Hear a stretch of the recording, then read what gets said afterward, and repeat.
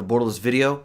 I wanted to go over the Mexican oil crisis, what's going on right now. I think it's pretty serious, and I don't know how this is going to work out, but I wanted to just go over a few of the pieces of the puzzle. This isn't a full comprehensive, history and what exactly all the inside baseball of what's going on, but this is just some of my observations, some different pieces of the puzzle, and so take it for what it's worth. First of all, this all circles around Pemex. Pemex is the nationalized organization of Mexico. The oil industry, petroleum industry was nationalized 80 years ago in basically a communist revolution. And so Pemex, a lot of people have seen it as a national symbol of pride and this and that, but it has become overwhelmingly clear lately that it is completely corrupt. People are stealing from the bottom to top. It's very inefficient. And this is a big problem, especially for the Mexican government, who relies on money from Pemex to fund the government. And Pemex actually been losing money. And so they put forward some policy. They've put into place some policies to try to privatize some of Pemex, and they've been rolling that out slowly. So that's just a quick history lesson about that.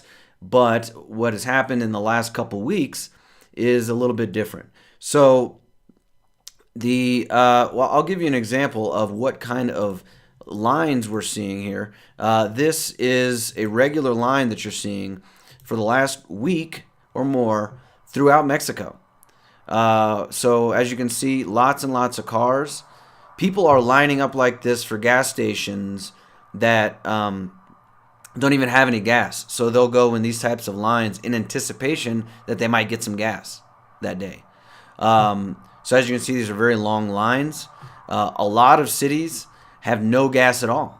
And so they're coming to places like where I am that once in a while there is gas, and they're adding to the lines. So that's what's making these lines even longer.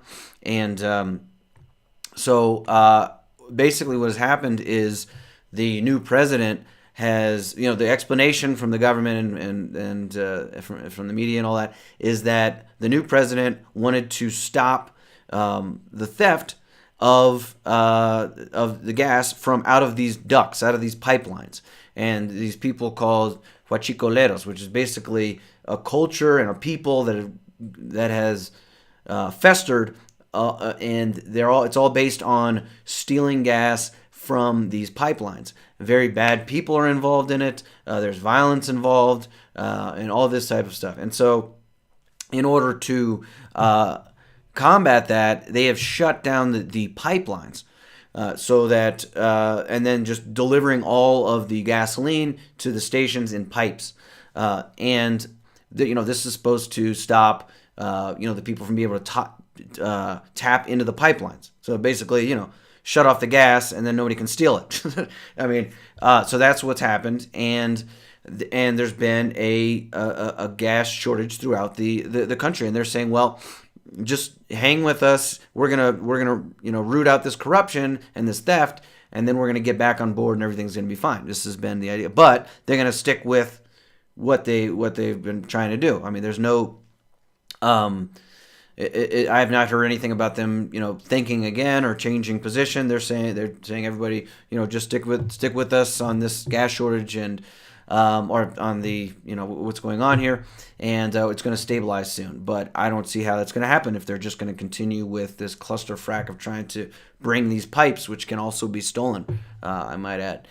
And another part of the story. So that's the normal line that we're getting here. Now I just wanted to add in another couple other parts of this story here. So also, just in the beginning of this year, there's been 45% less gasoline imported from the U.S.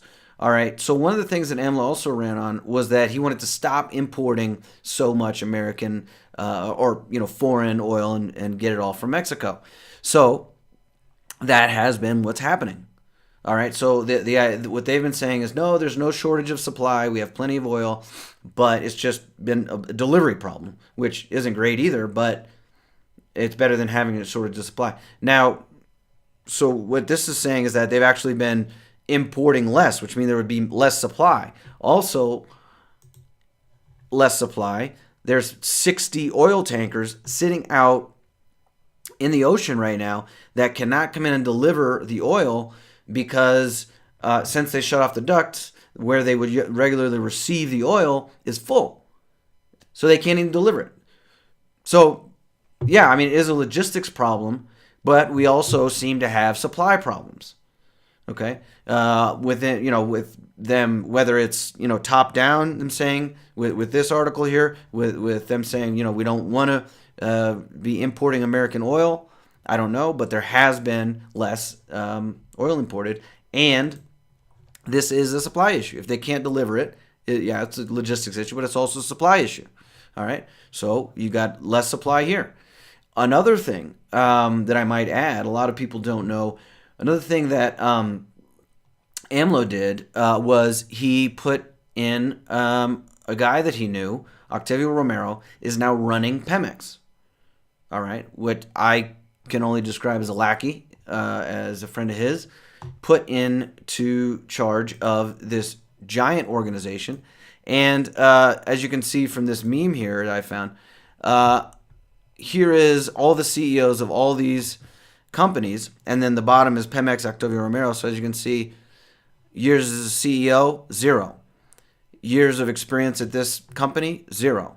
Years of experience in the sector, 0. Professional, his degree, agriculture. So basically, the idea with this administration is that they want to enforce the monopoly of Pemex more. All right, so you have this government institution. We all know that incentives with government institutions are screwed up. There's not they're not going to be the same pushback with people stealing. There's not going to be the same pushback with corruption as there would with a private organization.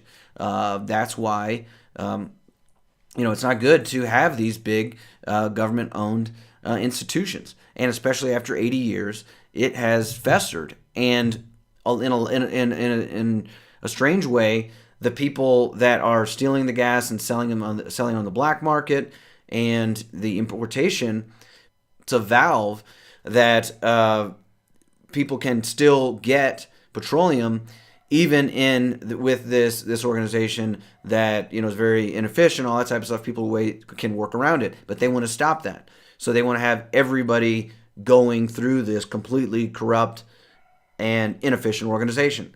So I don't think that that's going to be a good strategy, and that seems like they're really going on to this. I mean, obviously, if there's anything our economies are based on, especially one like Mexico, it is petroleum. So when you screw that up, this could be really bad. Obviously, I work in the hospitality or tourism industry. I've already had many people that have been sending me messages saying they want to cancel or thinking about going another time or something. They can't get here. They can't drive, obviously. Then what are they going to do? People getting food, people, this affects all industries, and they're just doubling down on this this idea that they're going to be more authoritarian and force this government monopoly. So this is not good. The lines are continuing. I don't know, after it's already been a week and a little bit more than a week now that this has been going on. People at this time, maybe they had a tank of gas, but after a week now, everybody's pretty much like, okay, now I need to, now this is getting to be a problem, and this could really affect a lot of things. And another thing is, being that this organization is on the edge of chaos and has been. The oil refineries are very old. They need to be completely redone. The pipelines, it's always operated on the edge of chaos. Not always, but definitely lately. It's something like this could cause the collapse of the organization, could cause a collapse of the industry, could be really bad. So, this is what I'm seeing now. I don't know what is going to come of it and what are going to happen here, but I'm definitely keeping an eye on this. and I'm trying to make plans and all that. But I'll be updating people. If people are interested, they can let me know. Please let me know what you think, what's going to happen, in the comments. And go to my website, borderlessblog.com, if you'd like more information on traveling, investing, and living beyond borders. Talk to you later. Borderless.